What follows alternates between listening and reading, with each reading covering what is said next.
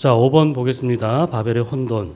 핵심 본문은 창세기 10장 1절부터 11장 9절까지고요. 창조 이야기의 마지막은 바벨의 이야기입니다. 제목을 주목하셔야 되는데 바벨의 혼돈 나와 있죠. 바벨 탑이 맞을까요? 바벨 성이 맞을까요? 네. 탑이 아니라 성입니다. 성 안에 하늘에 닿는 탑이 있었던 거죠. 강조점은 탑이 아니고 성에 있습니다. 왜 성이란 개념이 중요하냐면 이건 나라에 대한 개념이거든요. 하나님 나라와 대비되고 대조되는 그런 나라의 개념이 있습니다. 그렇기 때문에 바벨 성을 세운 사건은 따라서 반 하나님 나라적인, 반 에덴적인, 반 창조적인, 반 하나님적인 사건이었던 거예요. 그리고 제목에 보시면 바벨의 혼돈 나와 있잖아요. 혼돈. 이게 1장 2절에 나와 있죠. 창세기 1장 2절에서 창조되기 전 상태를 혼돈이라고 하지 않습니까? 그렇죠? 결국 혼돈에서 시작해서 혼돈으로 끝나고 있는 이게 창세기 전반부에 대한 이야기예요. 자, 1번에 보시면 번성의 축복 보겠습니다. 예. 자, 10장의 내용은 10장에는 그 노아의 후손들의 족보 있죠? 10장은 홍수 이후 노아와 그 후손에 대한 이야기인데요. 자, 여기 중요한 표현이 있습니다. 이제 주어가 바뀌어요. 9장 18절부터 주어가 바뀝니다. 아까 우리 핵심 부분이 9장 17절까지였는데 9장 18절부터는 주어가 바뀝니다. 보십시오. 방주에서 나온 노아의 아들들은 셈과 함과 야벳이다. 그들이 아들을 낳았으니 이렇게 나와 있죠. 예, 주어가 바뀌어요. 노아에서 노아의 새 아들로 바뀌고 있습니다. 이제 그 아이들이 어떻게 아버지가 되고 할아버지가 되고 조상이 되고 삶의 주체가 되고 역사의 주체가 되는. 여러분들 이 세상에 태어난 사람은 모든 사람은 어떻습니까? 태어나면 처음엔 누구의 자식이 되죠. 그러다가 때가 되면 어떻습니까? 자기 이름으로 자기 인생을 살기 시작해야 합니다. 처음에는 누구의 아들이었지만 나중에는 자기 이름으로 자기 인생을 살아야 되는. 근데 어떻습니까? 장성한 자가 되어서도 아무개의 아들로 불린다면 자신의 인생을 제대로 살지 못했다는 뜻이기도 하지 않습니까? 그렇죠? 그러니까 모든 사람은 누구의 자식으로 태어났다가 때가 되면 자기 이름으로 살아내는, 삶에 대한 책임을 져야 되는, 그러면서 누군가의 아버지가 되고 누군가의 어머니가 되고 누군가의 조상이 되는, 그렇죠? 노아의 새 아들 역시 마찬가지였어요. 그 후손에 관한 이야기입니다. 자, 그 1-1번 볼게요. 노아의 새 아들과 그 후손들을 보시면 각기 언어와 종족과 나라대로 나와 있죠. 홍수에서 간신히 목숨을 건진 노아의 새 아들이 번성해서 70민족을 이루고 있습니다. 그러니까 그들은 최후의 생존자를 넘어서서 새로운 미래의 출발을 위한 새로운 인류였습니다. 줄자 새로운 인류. 간신히 살아남은 것이 아니고 새로운 시대의 씨앗이 되었고 새로운 역사의 시작이었던 것이죠. 그들이 70민족을 이루어서 70도 완전수죠. 완전수. 충만한 숫자. 그러면서 아까 5절에 나와 있는 말씀 있죠. 언어와 어떻게 해요? 종족과 나라대로 이게 민족을 이루는 요소입니다. 언어, 종족, 나라. 영토와 언어와 종족 있죠. 이 민족을 이루는 요소예요. 그러니까 사는 땅과 그렇죠? 하는 말과 또 이어받은 혈통 있죠. 혈통에 따라서 민족이 나뉩니다. 그래서 10장에 나와 있는 족보를 보시면 어떻습니까? 예, 함께 모여 살던 그들이 어떻게 해요? 흩어져 살게 되었고 같은 언어를 쓰던 그들이 다양한 언어를 쓰고 있는 것을 볼 수 있어요.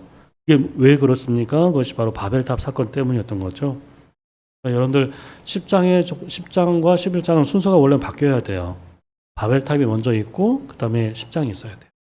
10장부터 나오고 왜 이렇게 흩어져 살게 되었는가? 그 신학적인 해석을 하는 것이 11장입니다. 바벨탑 사건. 자, 보시면 여기 앞에 우리 그 이름들 보시면 이게 거기 나와 있는 10장에 나와 있는 있죠. 노아의 후손들의 이제 이름을 보시면 번역본마다 다 달라요. 개역개정과 새번역의 차이가 뭐냐 하면 개역개정 히브리식 표현을 그대로 쓰고 있는데 표준 새번역은 어떻습니까? 그것을 현대어로 다 바꿨어요. 그러니까 우리에게 좀 익숙한 이름이죠. 그래서 미스라임, 붓, 가슬로임 있죠. 그 다음에 블레셋 있지 않습니까? 이것을 원래 새번역은 어떻게 번역하고 있습니까? 미스라임을 이집트로 번역해주고 있어요. 붓은 리비아, 가슬로임은 크레타 문명이 있죠. 크레타. 블레셋 있죠. 예, 팔레스타인. 훨씬 더 우리에게 익숙한 그런 이름이죠. 10장의 족보는 어떻습니까? 자손의 이름이 있지만 이름 문명사에 보시면 어떻습니까? 이것은 또 하나의 나라의 이름이 된 문명을 이루었던 한 나라의 이름들로 그렇게 확장됩니다. 그런데 중요한 것은요, 이 10장 전체를 보면 어떻습니까? 그렇게 퍼져나간 종족들과 다양한 나라들, 언어들 있죠. 그런데 이 모든 것이 하나의 계보를 형성하고 있다는 것을 강조하고 있습니다. 결국 노아에게서 시작되었다는 것. 인류 공동체의 기원이 하나라는 것을 이 10장은 강조하고 있는 거죠. 그 중에서 먼저 노아의 막내 아들인 야벳 가요. 2절부터 5절까지 14개의 민족을 형성하고 있는데요. 막내 야벳의 족보 가장 먼저 언급되고 있습니다. 밑에 보시면 형제들 중에 가장 적은 숫자예요. 14개 민족이니까. 근데 그들이 어떻게 사는 곳이 어디까지 가고 있습니까? 가장 먼 곳까지 가고 있어요. 여기 나와 있죠? 표에 보시면 앞에 야벳은 저 북쪽으로 가고 있습니다. 그렇죠? 그리스와 이제 이란 북부 가장 먼 곳까지 뻗어나고 있는데 주로 유럽 대륙을 중심으로 해서 요즘 말로 하면 백인들의 선조가 되는 거죠. 그 야벳에게 주신 축복이 있어요. 그것이 A, B, C 나와 있죠? 보시면 A 보시면 하나님이 야벳을 창대하게 하셨다, 창대하게 되었다. 첫 번째 복이었거든요. 그래서 여러분들 야벳의 후손들을 보시면 어떻습니까? 처음에 중동 지방에서 시작했지만 점점 어떻게 해요? 그리스와 로마, 유럽으로 퍼져나가는 인종이 되거든요. 유럽을 차지합니다. 여러분들 유럽은요 5개의 대륙 가운데 가장 작은 대륙이잖아요. 그렇죠? 아시아보다 4분의 1밖에 안 되지 않는, 아시아의 4분의 1밖에 되지 않는. 하지만 어떻습니까? 역사상 보면 가장 좁은 땅에 유럽 있죠? 백인들이 얼마나 창대했는지. 그 출신들이 오늘날까지도 전 세계적으로 얼마나 창대했는지 역사적으로 증명하고 있는 거죠. 그리고 또 하나의 특징이 뭐냐면 비번에 보시면 이들로부터 여러 나라 백성 나뉘었는데 그들이 어떻게요? 바닷가에 머물렀더라. 바닷가의 땅에 머물렀다. 창대함과 더불어서 셋의 후손들의 또 하나의 특징이 무엇입니까? 그들이 바닷가의 땅에 머물며 살았다. 정착했다. 나와 있죠. 근데 여러분들 아시는 것처럼 유럽을 주름잡고 세계를 주름잡았던 있죠. 그리스 제국, 로마 제국, 스페인 제국, 영국 제국, 네덜란드 있죠. 전부 다 바닷가예요. 그리고 그들이 가서 자기 영토를 어떻게 해요? 영토를 편입했던 호주, 뉴질랜드, 남미, 북미 전부 다 바닷가입니다. 해안지. 이 말씀이 그대로 이루어져. 근데 C번 있죠. 세 번째는 뭡니까? 영적인 축복인데요. 너희가 셈의 장막에 함께 거하게 될 것이다. 셈의 장막에 거하는 이것은 셈이 받은 영적인 은혜를 영적인 축복을 함께 누리게 될 것이다. 마치 베냐민 지파가 유다 지파의 분깃을 함께 누렸던 것처럼 12지파 가운데 가장 작은 지파였던 베냐민 지파가 가장 큰 분깃을 차지했던 유다 지파의 어떻게 분깃을 함께 누렸던 똑같습니다. 왜 그랬을까요? 밑에 보시면 야벳은요. 이게 중요합니다. 셈과 함께 큰 형이었던 셈을 따라서 주를 쳤고 아버지의 허물을 덮어주었어. 술 취한 상태로서 나체 상태였던 아버지의 허물을 덮어주었죠. 그렇게 아버지의 명예를 지켜주었습니다. 그리고 아버지의 고뇌 있죠. 최후의 생존자로 남아 모든 사람 다 죽었잖아요. 혼자만 남게 된 그 고뇌를 있죠. 술로만 어떻게 밤을 지새울 수밖에 없었던 아버지의 고뇌를 헤아려 주었어요. 그 막내 아들이었던 것입니다. 그 야벳이 바로 그 형과 함께 그 장막에 거하게 될 것을 이야기하고 있습니다. 오늘 뭘 보여줍니까? 유유상종이에요. 우리 PPT 한번 보십시오. 의로운 사람이 의로운 사람을 아는 법이에요. 말씀을 사모하는 사람들이 말씀을 사모하는 사람들을 알아봐요. 묵상하는 사람들이 묵상하는 사람을 알아봅니다. 의로운 사람이어야 어떻게 의로운 사람과 함께 의로운 일을 할 수 있는 것이고요. 의로운 사람을 도와주고 의로운 사람을 이끌어주는 삶이 얼마나 귀한지 알게 되는 거예요. 누가요? 의로운 사람. 그러니까 야벳도 셈과 함께 그 일을 하는 거죠. 형의 영향을 받으면서. 자, 두 번째 함의 족보 있죠. 둘째 아들이었던 함의 족보가 나와 있습니다. 6절부터 20절까지 26개의 민족을 이루고 있습니다. 자, 보시면 볼까요?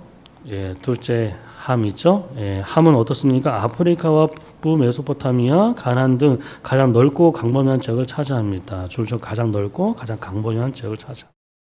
그러니까 누구와 비슷합니까? 가인의 후손 못지 않았어요. 3명 가운데 가인의 후손 못지않게 함의 후손은 어떻게 창대했어요. 그래서 이집트와 리비아 그리고 가나안 문명의 출발이 되었고, 이집트는 어떻게 해요? 그리스 문명의 원청이었던 크레타 있죠? 크레타 문명의 뿌리가 되고, 팔레스타인 문명은 어떻습니까? 크레타에서 나온 역사임을 알게 되는, 계속 이어져 있다는 얘기죠. 그래서 여기 PPT 한번 보십시오. 예, 예, 여기 보시면, 예, 노아에서 함에서 이집트, 이집트 크레타, 크레타에서 그리스 문명까지, 팔레스타인 문명까지 나왔다는 것을 보여줍니다.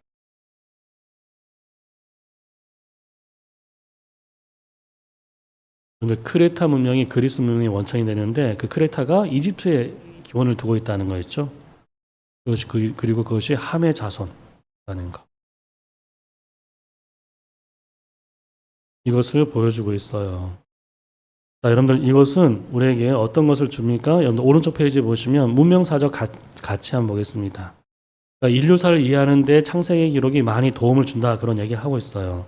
하지만 교재 나와 있는 것처럼 성경은 문명사의 기록은 아니지만 어떻습니까? 그 흔적을 찾는 데 중요한 역사적 가치를 지니고 있다. 근데 여러분들 단순히 어떻습니까? 이 역사성만 강조하는 것이 아니고 역사성을 넘어서 무엇인가를 말하고자 하는지를 알아야 돼요. 그게 무엇입니까? 이 모든 것이 노아에게서 시작되었다는 것. 노아로 시작해서 새로운 문명의 시대가 열렸다는 것. 거기에 뿌리를 두고 가를 치고 확장되었다는 사실을 계속 이야기하고 있습니다. 또 하나 중요한 포인트가 2번이에요. 2번 별표에 둘까요? 형제에서 대적으로. 여러분들 아까 함의 자손 가운데 이집트, 블레셋, 가나안 있죠? 이 함의 자손들 아닙니까? 같은 핏줄 이어받은 형제들 사이에서 서로 원수가 됩니다. 여러분 아시는 이집트 있죠? 어떻게 이스라엘을 400년 동안 어떻게 노예 생활로 노예로 부렸던 블레셋 있죠? 대대로 이스라엘을 괴롭혔던 민족. 가나안 족속도 마찬가지 아닙니까? 계속 어떻게 해요? 이스라엘과 어떻게 해요? 대결했던. 전부 다 어떻게 해요? 이스라엘 누구의 후손입니까? 셈의 후손이잖아요, 셈. 그들과 어떻게 해요? 대결하는. 이 모든 이집트, 블레셋, 가나안이 누구의 후손입니까? 함의 자손인 거예요. 다시 말하면 모든 노아의 후손입니다. 노아의 후손이 노아의 후손의 원수가 되고 있는, 형제에서 대적이 되고 있는 그 역사도 지금 보여주고 있는 것입니다. 안타까운 거죠. 자, 세 번째는 뭐냐 하면 셈의 족보예요. 마지막에 등장하는 것이 장자였던 셈의 족보입니다. 왜 마지막에 등장했을까요? 그래야 11장과 자연스럽게 연결되기 때문입니다. 11장 10절과 연결되는 거죠. 그 사이에 바벨탑 이야기가 나오거든요. 그래서 밑에 도표 나와 있죠? 셈의 족보가 10장 21절부터 32절 나오고, 그리고 11장에 바벨탑 이야기가 나오고 11장 10절부터 또 셈의 족보가 나오는 거예요. 그러니까 마지막에 등장하는 이유가 11장과 연결하기 위해서. 그 중간에 바벨 이야기, 거의 줄을 쳐볼까요? 셈의 족보 중간에 바벨 이야기가 소개되고 있습니다. 그 바벨 이야기에 대한 하나님의 대응에 대한 이야기를 하고 있는데요. 자, 우리 앞에 볼까요? 보시면 바벨 이야기, 이것은 그렇죠. 그 인간의 반역에 대한 하나님의 대응은 두 가지였습니다. 첫 번째가 뭐냐면 11장 9절은 흩어버리시는 거예요. 그들을 다 뿔뿔이 흩으십니다. 첫 번째 대응이었고요. 이게 바벨이잖아요. 바벨. 흩어버린. 두 번째가 무엇입니까? 그 인간의 반역에 대한 하나님의 대응 두 번째는 뭐죠? 그들을 회복하시는 거예요. 누굴 통해서? 아브라함을 통해서. 그렇기 때문에 바벨 이야기가 아브라함의 서사의 배경이 되고 있는 거예요. 그래서 박스 안에 보십시오. 바벨 이야기는 그래서 아브라함의 그 서사의 배경이 되고 있는 것입니다. 그래서 심판의 흩어짐에서 은혜의 택하심으로 하나님의 구속 서사의 배경이 되고 있는, 그렇게 아브라함의 서사가 인류의 원역사의 흐름 속에서 다시 해석되고 있다는 것을 이 흐름이 보여주고 있는 것입니다. 자, 그러면서 다시 족보에 대한 얘기 해볼까요? 1-2번에 보시면 족보에 대한 이해, 두 가지 질문. 여러분 10장의 족보를 보시면 두 가지 질문이 떠올라야 되는 거죠. 왜 이렇게 번성하게 되었는가? 두 번째, 왜 이렇게 흩어지게 되었는가? 왜 이렇게 번성하게 됐지? 왜 이렇게 흩어지게 되었지? 그렇죠? 그거 보여주는 거예요. 왜 번성하게 되었습니까? 교재 나와 있죠. 예, 하나님이 약속하신 번성의 결과였어요. 땅에 충만하라. 그 노아에게 주셨던 축복 아닙니까? 그렇죠? 그 약속하신 번성의 결과로 그들이 70민족을 이루게 된 겁니다. 엄청난 있죠? 두 번째, 왜 흩어지게 되었습니까? 그것은 바벨의 저주 때문에 흩어진 결과예요. 이 두 가지가 공존하고 있습니다. 10장의 족보에는. 번성의 결과인 약속의 결과인 동시에 어떻습니까? 동시에 심판의 결과였던 거예요. 은총의 결과이면서 심판의 결과. 이게 10장의 족보입니다. 두 가지 해석이 다 가능한. 자, 그 다음 페이지 한번 가볼까요? 예. 두 명의 인물도 그 족보 안에 두 명의 인물을 주목해야 됩니다. 첫 번째가 누굽니까? 함의 자손 니므론. 두 번째가 셈의 후손 에벨. 니므론과 에벨을 주목하셔야 돼요. 왜요? 다른 사람들에 비해서 이들에 대해서 언급하고 있는 게 있기 때문에 그래요. 부연 설명이 있어요. 먼저 함의 자손 볼까요? 니므롯을 보겠습니다. 그는 바벨탑 사건과 관련된 인물인데요. 그의 업적과 나라가 자세히 묘사되고 있습니다. 특별히 니므롯에 대해서 자세히 언급하고 있어요. 그 중에서 보시면 첫 번째가 용사 나와 있죠? 그 줄을 쳐 보십시오. 6장에서 나왔던 그 용사가 여기 다시 나오고 있습니다. 6장에서 네피림 있죠? 용사. 전부 다 그 표현이 지금 다시 한번 나오고 있습니다. 그러면서 여러분들 그 10장 8절 9절에 보시면 첫 용사였다. 그 표현이 나와요. 첫 용사. 이것은 아담 이후 첫 용사가 아니고 홍수 이후의 첫 용사란 뜻입니다. 홍수 이후에도 용사로 불릴 만한 인물이 또 나타났다. 출현했다. 이런 뜻이죠. 그리고 여기 보시면 여호와 앞에서라는 것도 번역이 약간 아쉽습니다. 하나님을 대적하여라는 뜻이에요. 어게인스트입니다. 어게인스트. 용사인데 하나님 앞에서 여호와 앞에서 용사였다 이렇게 성경 나와 있는 개역 개정 나와 있는데 정확히 말하면 하나님을 대적해서 어게인스트에서 용사였다. 왜냐하면 니므롯의 뜻이 반역하다는 뜻이거든요. 반역하다. 용사라는 것도 부정적인 뉘앙스잖아요. 그렇죠? 홍수 심판 전 세상을 포악하게 만든 주범들이 용사 아닙니까? 절대 군주들. 그 표현을 그대로 사용하고 있거든요. 홍수 이후에도 그런 자들이 출현했고 사람들이 추정하고 있다는 사실을 보여주고 있습니다. 두 번째 신할 평지 나와 있죠? 옆에 오른쪽에 B번 신할 평지. 그가 살던 지역이 신할 평지라고 얘기하고 있어요. 뭡니까? 바벨탑 사건과 무관하지 않다는 얘기예요. 바벨성 사건을 주도한 것이 니므롯과 그 후손이라는 것을 간접적으로 보여주고 있는 것입니다. 두 번째 셈의 후손 에벨이 있죠? 그래서 이 보시면 이 함을 얘기할 때 함은 가나안의 아비였다 이렇게 표현하고 있고요. 셈을 얘기할 때 저 밑에 있는 이쪽 후손이 에벨인데 가장 먼저 쓰고 있어요. 셈을 에벨의 조상이라고 밝히고 시작합니다. 그만큼 에벨이 중요한 거죠. 왜 그런지 밑에 나와 있어요. 셈에게 주셨던 축복 중에 하나가 뭡니까? 셈의 하나님이 될 것이다. 이 약속이 에벨에게서 성취되거든요. 셈의 하나님이 될 것이다라는 것이 에벨에게 성취되기 때문에 그렇습니다. 여러분들 에벨이란 단어에서 뭐가 나옵니까? 히브리라는 말이 나왔어요. 그렇죠? 에벨에서 히브리라는 말이 나왔어요. 그러니까 에벨이 히브리 어떻게 사람들의 조상이 되었다는 것을 보여줍니다. 앞으로 전개되는 하나님의 역사가 히브리 민족을 중심으로 전개되지 않습니까? 그렇죠? 그 모든 구속의 역사가 어떻게 해요? 히브리 민족을 중심으로 전개되거든요. 그러니까 이 셈이 받은 복이 무엇입니까? 셈이 하나님이 될 것이다. 그것은 뭐죠? 하나님이 그들의 하나님이 되고 그들은 내 백성이 될 것이다. 그 약속이 언제 성취된다고? 에벨에게서. 그러니까 히브리 민족의 조상이 되거든. 그래서 그 약속이 성취된 것을 보여주기 위해서 그 에벨을 가장 먼저 언급하고 있는 것입니다. 또 에벨이 중요한 이유가 그 두 아들 때문이에요. 보시면 B번에 에벨의 두 아들 벨렉과 요단이 있죠. 그때 세상이 나뉘었다 되어 있죠. 흩어졌다는 뜻입니다. 또 바벨 사건이에요. 바로 그 무렵에 바벨탑 사건이 일어나 흩어진 거죠. 그래서 그 교만으로 인해서 어떻습니까? 다 흩어버리시는 그 사건을 이야기하고 있습니다. 그런데 어떻습니까? 이 셈의 족보를 통해서 뭘 보여주고 있어요? 우리 교재에 나와 있죠. 오만한 인간들의 언어를 혼잡하게 하시고 그들을 흩어버리시는 가운데서 어떻게 해요? 셈의 후손인 이 에벨이죠. 히브리 민족을 중심으로 역사를 이루어가시는 하나님의 섭리가 또한 그 족보 속에서 강조되고 있는 거예요. 그렇죠? 히브리 민족을 중심으로 당신의 역사를 이루어가시는 섭리가 이 에벨이죠. 에벨의 그 족보 안에서 동시에 함의하고 있습니다. 그래서 여러분들 여기 PPT 나와 있네요. 10장의 족보는 니므롯이 주도하는 바벨 사건만 강조하는 것이 아니고 에벨을 통해 형성된 히브리 민족을 통한 하나님의 구속 계획도 암시하고 있어요. 아시겠죠? 바벨 사건만이 아니고 구속의 계획도 암시되고 있는. 그래서 이 족보가 계속되면서 아브라함이 나오고 다윗이 나오고 예수가 나오지 않습니까? 자, 우리 세 번째 볼까요? 예, 엇갈린 운명 거기 별표해 두겠습니다. 엇갈린 운명. 그 에벨의 두 아들의 운명이 엇갈려요. 욕단과 벨렉이 엇갈립니다.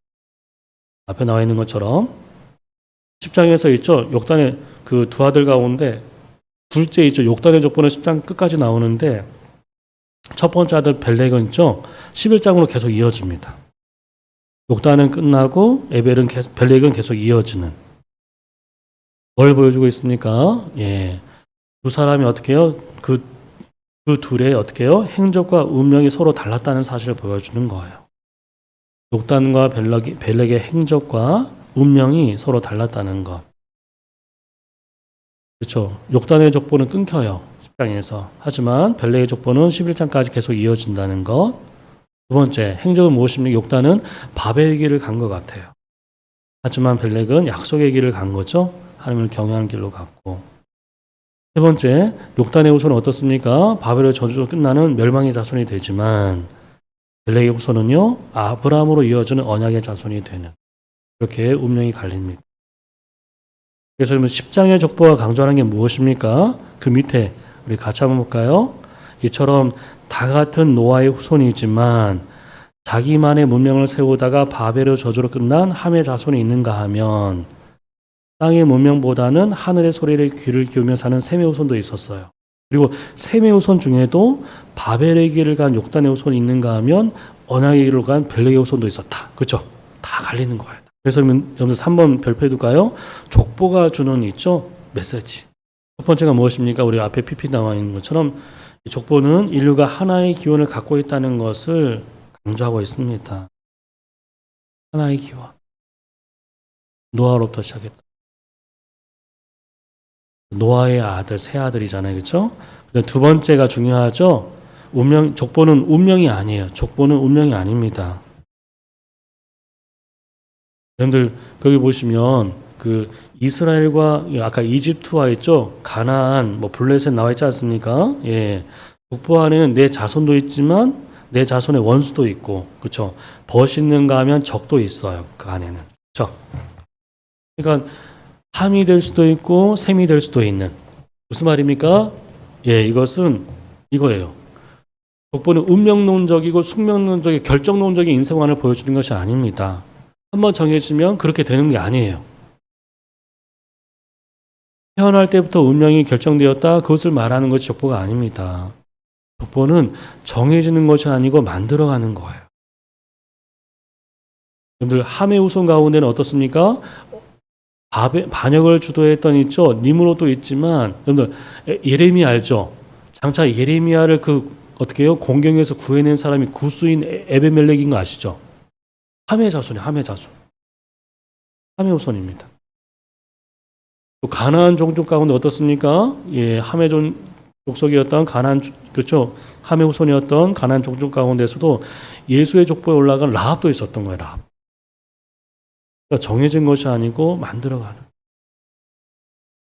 여러분들 그렇게 만들기 위해서 필요한 게 뭘까요? 이거예요. 이거. 악인들과 버타하지 말고 의인과 버텨야 돼요. 아시겠죠? 불의와 타협하지 않고 정의를 위해 싸워야 돼요. 바벨의 길로 가지 않고 언약의 길로 가야 돼요. 그렇죠? 님으로서 성을 쌓으려 악착같이 살지 말고 이 땅에서 어떻게 순례자인 것을 기억해야 돼요. 아시겠죠? 성을 쌓는 사람이 아니고 길을 내는 사람이 되어야 돼요. 그래서 내가 걷는 그 길이 내 인생도 되지만 내 후대 이정표가 된다는 것. 그런 인생을 살아야 되는 거죠. 그렇게 만들어가는 것입니다. 만들어가는 것.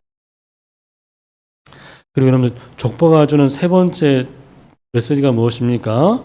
신앙 계승의 도전입니다. 신앙 계승. 신앙 계승의 도전과 사명을 주는 거예요. 족보는 무엇을 말하고 있습니까? 예, 이거죠? 한번 보십시오. 나 혼자 잘 믿고 끝나는 것이 아니고 당대에서 끝나지 않고 후대로 이어지는 신앙 있죠? 그걸 도전하고 있는 거예요. 당대에서 끝나지 말고 후대까지 이어주는, 그래야 서사가 되고 그래야 역사가 되니까. 그러니까 여러분들 어떻게 자식들한테 어떻습니까? 다른 어떤 것을 주려고 하지 말고 어떻게 그 신앙을 그 중심에 심어주는 것이 중요합니다. 그 신앙이란 게 무엇입니까? 내가 주어가 되는 삶이 아니라 주님이 주어가 되는 삶이 있죠. 그런 것들을 보여주고 들려주고 그렇죠? 물려주는. 그러니까 세상의 것을 주지 못한 아쉬움보다는 하나님의 것을 주지 못한 그 안타까움을 가지면서 있죠. 애를 써야 돼요. 우리 늘 세상의 것만 물려주려고 그렇죠? 말고 하나님의 것을 주지 못한 그 안타까움이 더 있어야 되겠죠. 그래서 우리 CCM에 나와 있는 것처럼 하나님이 너의 창조자, 하나님이 너의 참 부모인 것을 너희가 잊어서는 안 된다고 그 신앙을 계승해 주는 거죠. 함처럼 어떻게 해요? 니므롯처럼 반역자로 키우지 말고. 두 번째 보겠습니다. 오른쪽 페이지에 보시면 바벨의 망상 보겠습니다. 바벨의 망상. 자, 여러분들 밑에 첫 번째 줄 볼까요? 에덴에서 시작된 창조 이야기가 바벨에서 마무리되고 에덴과 바벨 줄 쳐볼까요? 예. 에덴과 바벨은 다른 듯 서로 닮은 두 장소였죠. 둘 다 반역의 장소니까. 그리고 창조 이야기는 어떻습니까? 하나님을 떠난 가인의 성을 쌓는 이야기로 시작해서 바벨의 사람이 성을 쌓는 이야기로 마무리됩니다. 이게 중요하죠. 가인의 성을 쌓는 이야기로 그리고 마지막에 바벨의 성을 쌓는 이야기로 마무리되고 있는. 여러분들 가인이 왜 성을 쌓았습니까? 불안하니까. 그렇죠? 바벨의 사람들 왜 성을 쌓았습니까? 교만하니까. 그래서 여러분들 앞에 우리 PPT에 나와 있잖아요. 가인은 하나님을 떠나면서 불안하니까 성을 쌓았고요. 바벨의 사람은 하나님과 맞서면서 성을 쌓은 거예요. 아시겠죠? 맞서면서 성을 쌓았던 교만이죠. 성이라는 것은 불안의 표출인 동시에 교만의 상징이 되는 것입니다. 2-1번 볼까요? 에덴에서 바벨로. 자, 그들이 동방으로 옮기다가 시날 평지를 만나 거기 거류했다. 했죠? 동방으로 옮기다가 이거 줄 쳐볼까요? 동방이 어디입니까? 2장 7절에 창세기 2장 7절에 보시면 에덴으로 나와 있거든요. 에덴. 그러니까 동방으로부터 어떻게 계속 멀어지는 방향을 얘기하고 있어요. 이것은 1번에 보십시오. 단순히 공간 이동만이 아니라 인생의 중심이 줄쪽 에덴으로부터 점점 멀어지고 있다는 것을 보여주고 있어요. 중요합니다. 그래서 여러분들 가인이 있죠. 에덴이 동쪽으로 갔죠.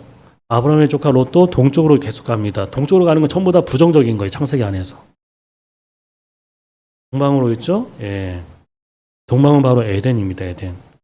점점 에덴으로부터 멀어지는. 그래서 신할 평지까지 이르게 되는. 그런데 에덴이 어떤 곳이라고 했습니까? 다시 돌아가야 할 곳 있죠. 존재의 고향이고 믿음의 본향 아닙니까? 계속 멀어지는 거예요. 근데 여러분들 이 공간만을 얘기하는 것이 아니고 두 번째 밑에 나와 있죠. 그리고 동방이 시간을 의미한다면 그걸 줄 쳐볼까요? 공간만이 아니고 에덴은 시간, 이 태초의 시간을 의미하기도 합니다. 그 시간으로부터 점점 멀어지고 있다는 것을 얘기해 주고 세월이 흐르면서 어떻게요? 그림이 빛이 바라는 것처럼 있죠. 신앙도 점점 희석되고 퇴색되고 있다는 것을 암시하는 것이기도 합니다. 아시겠죠? 어떻게 보면 그 에덴으로부터 점점 멀어지고 태초의 시간으로부터 점점 멀어지면서 어떻습니까? 그들이 점점 어떻게 신앙이 희석되고 퇴색되고 그쵸? 무디어지는 그것을 또 보여주고 있는 것 같아요. 그래서 여러분들 밑에 보시면 세월과 신앙 거기 별표해 둘까요? 예. 세월과 신앙 뭡니까? 세월을 견디면서 잘하는 신앙이 있는가 하면 세월 앞에 무너지는 신앙이 있어요. 나중에 솔로몬도 그렇지 않습니까? 세월이 흐른 다음에 그렇죠? 그 어떻게 총기가 사라지면서 어떻게 해요? 예, 이방 여인을 계속 아내로 두는 세월 앞에서 무너지는 가인도 그랬고 노아도 그랬습니다. 그런데 가인의 제사를 얘기할 때 세월이 흐른 후에라는 단어로 시작해요. 아시겠죠? 세월이 흐른 후에 사태가 벌어진 거. 노아도 마찬가지입니다. 방주 이후에 어떻게 세월이 흐른 후에 수에 어떻게 몸을 가눌지 못할 정도 어떻게 만취한 상태, 그리고 아들을 향해서 저주하는 그 일을 범하는 거예요. 노아의 세 아들 역시 마찬가지 세월이 흐르면서 어떻게 해요? 결국 바벨에까지 이르게 되는. 여러분들 우리 앞에 나와 있죠? PPT 보시면 세월은요 양약이 될 수도 있고 독약이 될 수도 있어요. 중요합니다. 세월은 중립적이에요. 양약이 될 수도 있고 독약이 될 수 있고 우리 신앙에 있어서 어떻게 해요? 오늘도 시간은 흘러가죠. 세월은 흘러갑니다. 그런데 어떤 사람은 어떻게 해요? 오늘 이 시간을 오늘 하루를 주 안에서 자기를 반듯하게 세우는 은혜의 시간으로 삼는 사람이 있는가 하면 오늘 하루 때문에 멀어진 사람도 있어요. 여러분들 왜 세월이 흐르면서 교회 안에서도 그렇잖아요. 세월이 흐르면서 신앙이 좀 좋아지는, 연글고 깊어지는, 그렇지 않고 오히려 어떻게 해요? 더 종교적으로 변하는 거 있죠. 막 더 재수없는 사람이 되어가는 그런 사람 있잖아요. 같이 뭐 밥 먹고 싶지도 않고 그렇죠? 함께 얘기하고 싶지도 않은 막 비인간적으로 되어가는 있죠. 경직된 사람으로 되어가는 왜 그렇게 그렇죠? 신앙이 퇴색되고 관계가 멀어지는 그 이유가 뭘까? 여러분들 아이가 어른이 되면 그렇죠? 또 지위가 높아지고 가진 것도 많아지고 경험도 많아지죠. 아는 것도 많아지고 그러다 보면 어떻게 됩니까? 내가 하나님을 의지하기보다는 내 마음에서 하나님을 어떻게 해요? 하나님이 거할 수 있는 공간이 점점 줄어들게 돼요. 그렇잖아요. 내가 아는 것도 많아지고 가진 것도 많고 경험도 많다 보니까 하나님의 아쉬움이 없는 거죠. 내가 다 알고 알아서 해결하고 그러면서 어떻게 해요? 온통 그 중심이 이제 내가 되는 거예요. 세월 흐르면 흐를수록 아이가 어른이 되면서 가인도 그랬고 노아도 그랬습니다.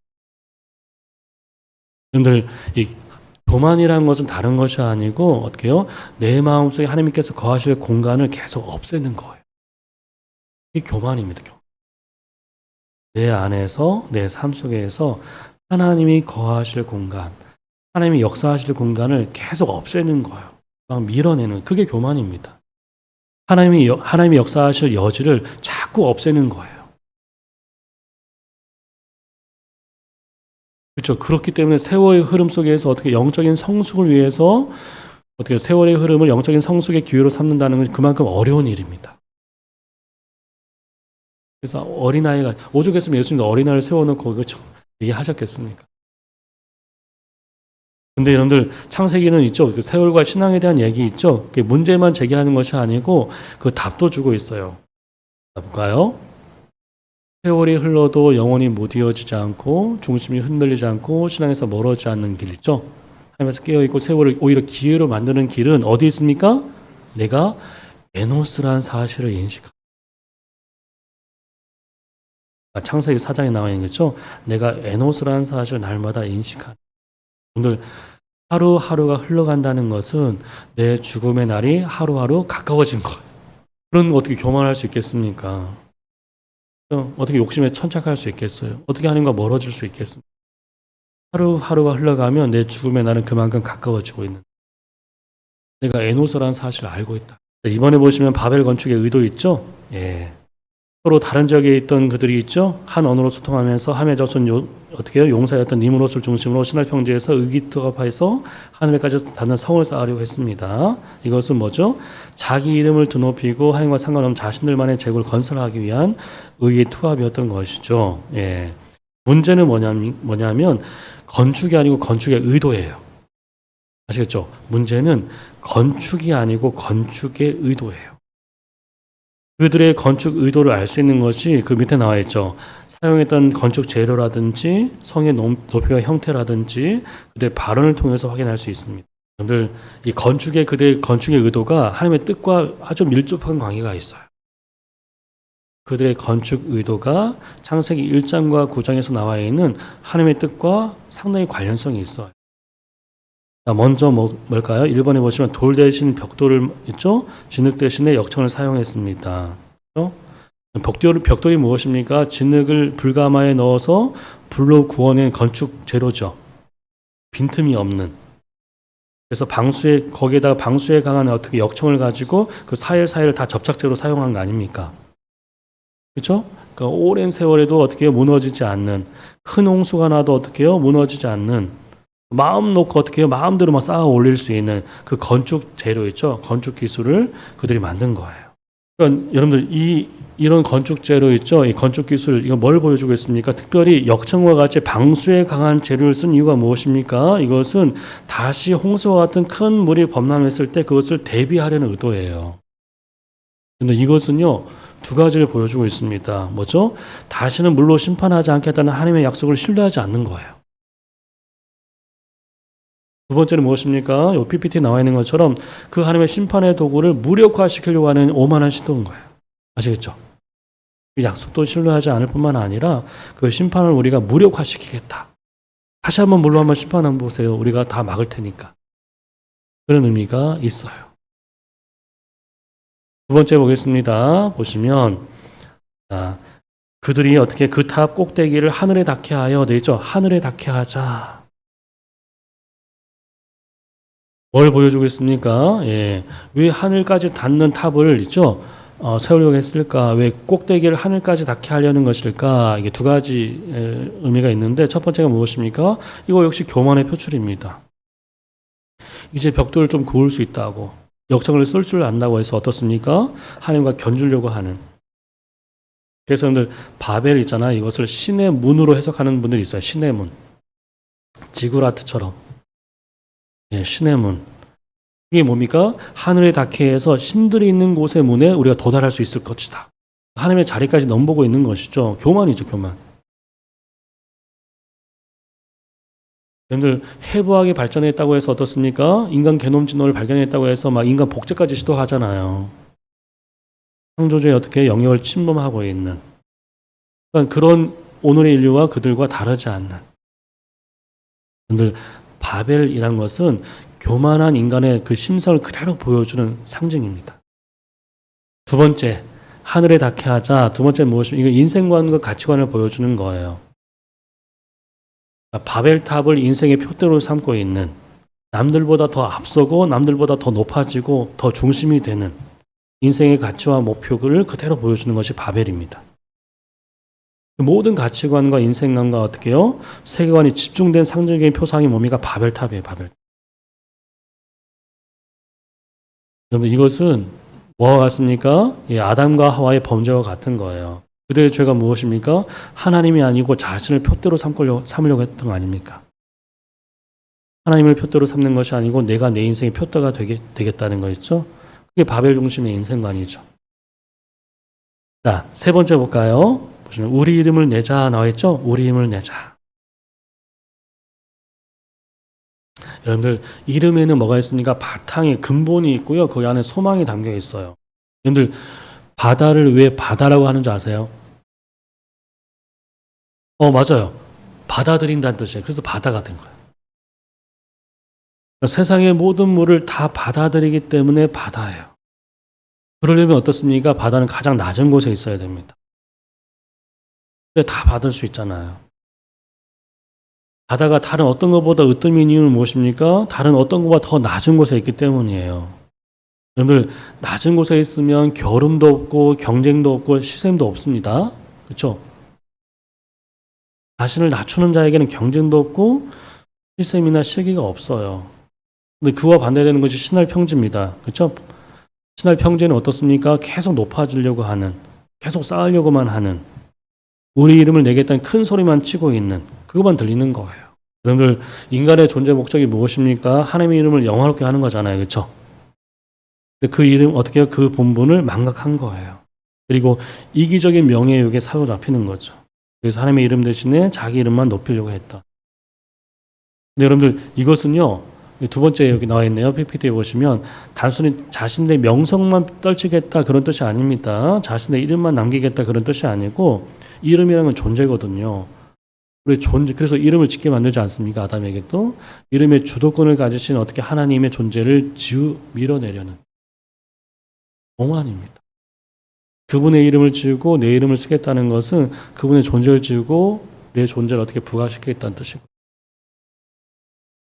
여러분들 주님의 주님 되심은 언제 드러납니까? 자기 부정이 있을 때. 자기 부정이 있는 곳에 주의 주대심이 드러나거든요. 그러니까 주님에 대한 긍정과 자기 긍정은 동시에 갈 수 없어요. 그렇죠? 자기를 긍정하면서 주님도 긍정하겠다 있을 수가 없습니다. 자, 그 다음 볼까요? 4번에 보시면 4번 온 주민의 흩어짐을 면하자 나와있죠. 흩어짐을 면하자. 이것은 두 가지 의미가 있어요. 뭡니까?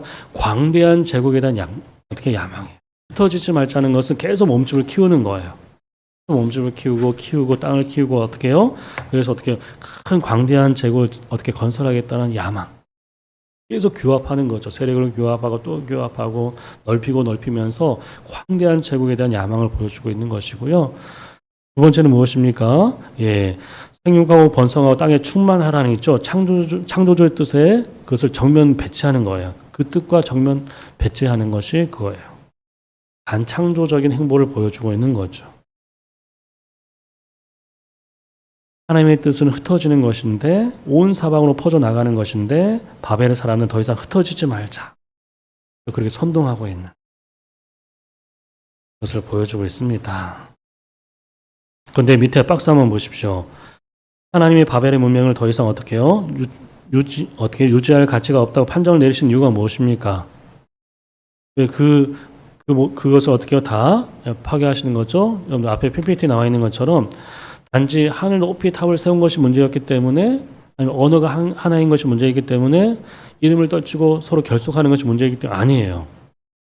그 의도가 문제였고요. 의도. 단순히 어떻게 그 탑을 높이 쌓은 것이 문제가 아니고 그것을 통해서 이루고자 했던 것이 무엇인가. 같은 언어를 쓰고 있는 것이 문제가 아니라 어떻게 해요? 그 하나의 말을 통해서 그들이 이루고자 했던 것이 문제가 되었기 때문인 거죠. 흩어지지 말고 잘 똘똘 뭉쳐서 어떻게 잘 살아보자 이것이 문제되는 것이 아니고 그 의도가 문제였던 거예요. 그 의도가 무엇입니까? 그렇죠? 여기 밑에 나와 있죠? 여기 보시면 창조주의 뜻에 반한 반창조적이고 인간적 반하나님적이었다. 그래서 밑에 한번 보십시오. 이처럼 건축의 의도는 맨 마지막 달라 보십시오. 악했다. 왜요? 약속을 불신했죠. 심판에 저항했죠. 존재를 지웠죠. 뜻을 거스리는 반창조적이고 반하나님적인 역사였기 때문에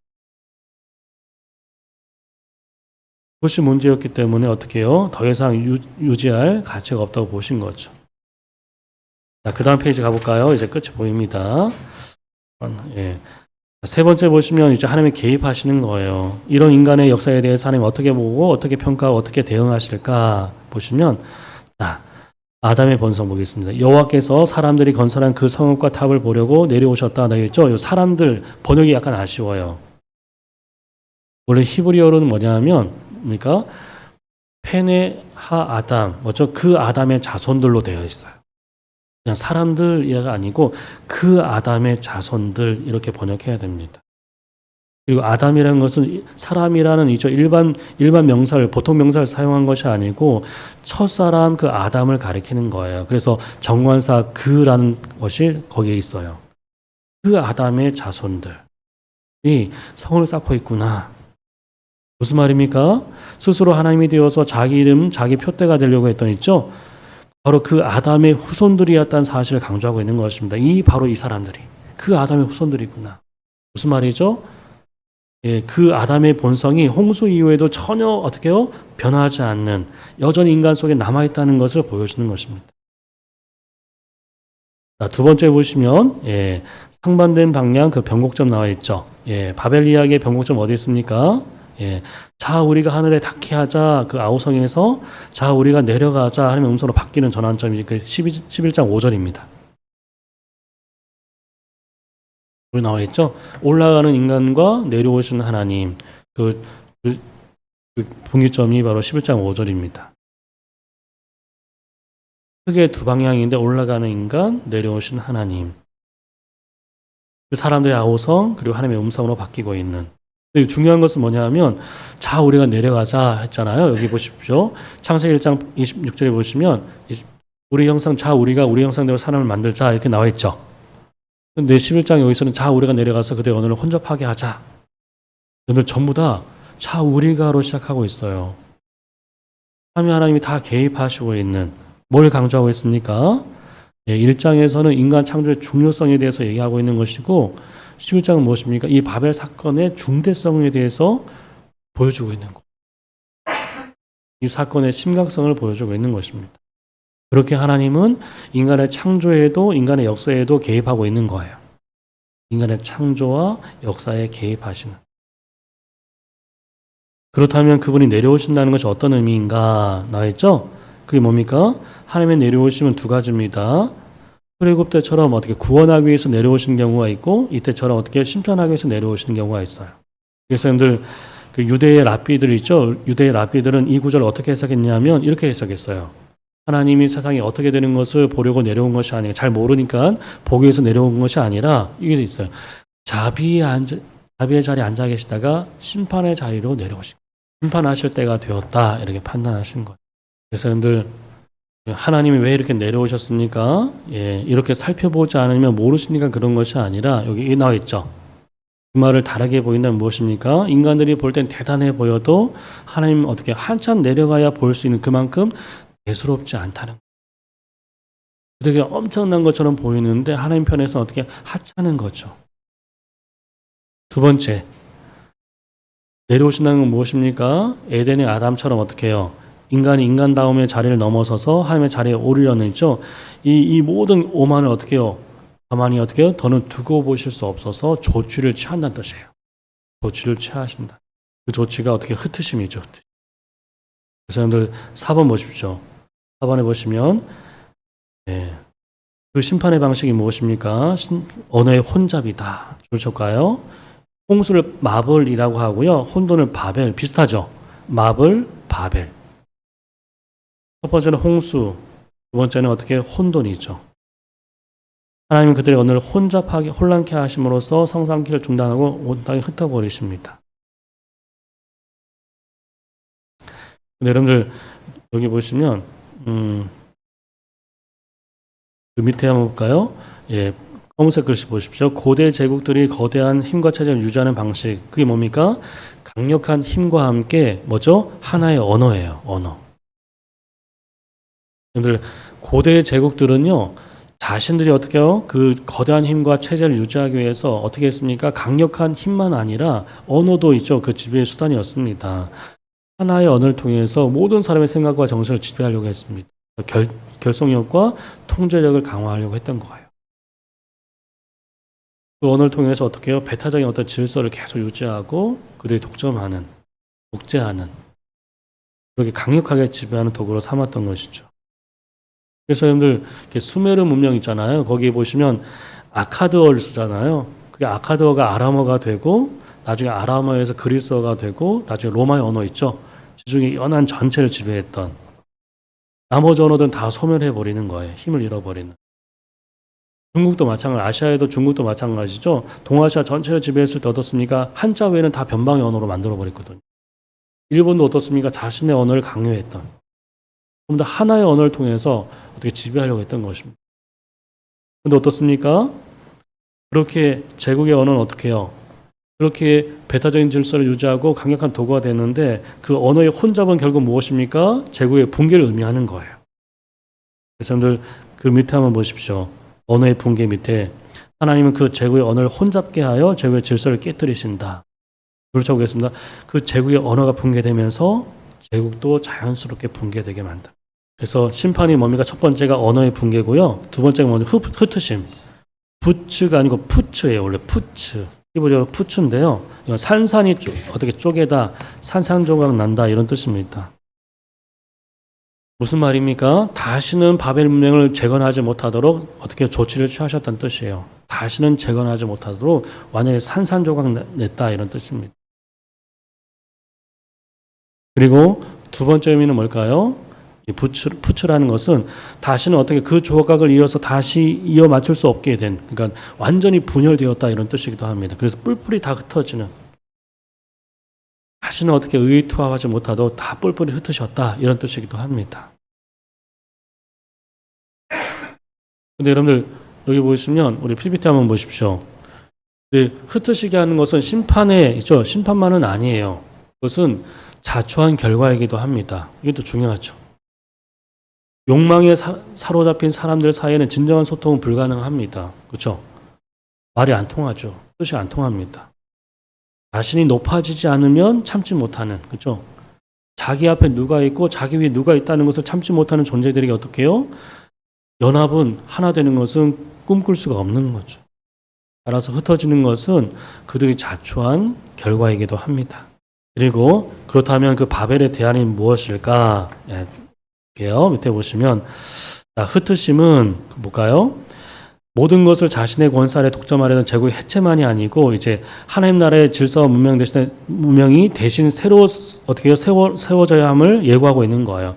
해체만이 아니고 새로운 대안을 제시해 주고 있는 것입니다. 흩으심은 이런 맥락 속에서 아브라함의 등장은 새로운 문명의 방향과 관련되어 있어요. 아브라함이 어떻게 됐습니까? 요 PPT 한번 보십시오. 거대한 수메르 있죠? 갈대아 우르 있죠? 수메르 문명의 중심 우르에서 당대의 눈으로 본다면 변방의 오쟁에 대한 가나안을 떠나는 거예요. 그렇죠? 문명의 방향은 전혀 반대되는 방향으로 떠납니다. 그러면서 바벨탑으로 상징되는 어떻게 제국의 문명을 대체하는 하나님 나라의 건설을 예고하고 있는 거예요. 방향이 완전히 바뀌는 거죠. 그렇게 바벨탑과 대조되는 하나님 나라의 어떻게 건설을 예고하고 있어요. 그 아브라함의 방향을 통해서. 그래서 여러분들 여기 한번 보십시오. 제국은 어떻습니까? 제국의 언어와 역사만을 모든 것의 중심이고 정통이라고 얘기하죠. 그런 다 변방으로 취급하고 있는데 하나님 나라의 질서는 무엇입니까? 중심과 주변이 어떻게 따로 존재하는 것이 아니래요. 누구는 중심이고 누구는 주변이고 그게 아니고 우리 모두가 중심이고 주역이라고 얘기하고 있습니다. 이게 정말 중요하죠. 하나의 언어, 특정한 사람의 말이 권력이 되는 것이 아니라 다른 사람을 통제하는 것이 아니라 각자의 삶이 가치를 인정받고 그 목소리가 경청되는 거 있죠? 그게 하나님 나라예요. 누구도 어떻게 자신의 인생과 역사에서 무명의 조역이나 단역이 아니라 모두가 어떻게 주역이 되는 중심과 변방이 따로 있는 것이 아니라 하나님 나라의 꿈과 이에 대한 열정을 어떻게 일치하는 그 사람이 새로운 중심이 되고 새로운 역사의 주역이 되는 그 이야기가 바로 아브라함 아닙니까? 아브라함. 여러분들 바벨의 망상의 결과가 어떻게 될까요? 1번 보십시오. 오른쪽에. 예. 1번 보시면 에덴의 재현이죠. 바벨 이야기는 결국 그들의 야망을 드러낸 이야기. 에덴의 야망이 다시 재현된 것이 바벨이라는 것을 다시 한번 보여줍니다. 그러니까 누구와 닮았습니까? 아담과 닮았고 가인과 닮은 거예요. 바벨 사람들의 그 불신과 교만은 첫사람 아담과 닮았고 하나님을 두려워하지 않았던 가인의 후손의 오만과 너무나 닮은 아담, 가인, 바벨의 사람들 그렇게 연결되는 거죠. 그리고 두 번째 보십시오. 그 망상의 마지막 끝은 무엇입니까? 결국 두고두고 치욕스러운 이름이 되는 거죠. 두 번째 줄 보십시오. 치욕스러운 이름, 불명예이죠. 대명사가 되는 그렇게 불신과 교만과 망상의 끝은 허무와 분열과 결국 저주밖에 없다는 것을 보여주는 거예요. 이런 바벨의 시도가 어떻습니까? 인류 역사가 계속되고 있고 지금도 계속되고 있지 않습니까? 그렇죠? 근데 우리 PPT 한번 보십시오. 우리 교회는 어떻습니까? 에덴을 만들어가고 있는지 아니면 바벨을 닮아가고 있는지 그런 시대의 흐름 속에서 정말 창조의 원형이었던 하나님 나라의 원형이었던 에덴을 만들어가고 있는지 그렇죠?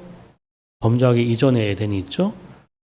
아니면 바벨을 닮아가고 있는지 여러분들 이 바벨의 사람이 되지 않기 위해서 뭐가 필요할까요? 여기 그 교재 한번 보십시오. 바벨의 사람이 되지 않기 위해서 아까 비슷한 얘기했지만 자 이거예요. 내가 에노스임을 인정해야 되고 바울이 고백했던 것처럼 내가 죄인임을 나의 약함을 인정하는 것 나의 한계를 인정하는 것이 바벨의 사람이 되지 않는 길입니다.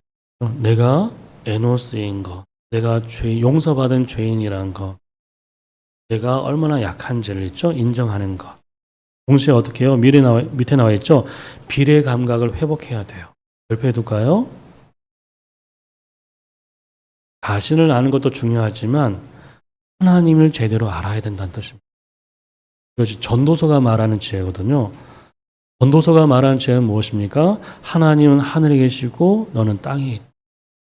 그 거리, 그 크기를 네가 어떻게 인식해야 된다는 얘기겠죠.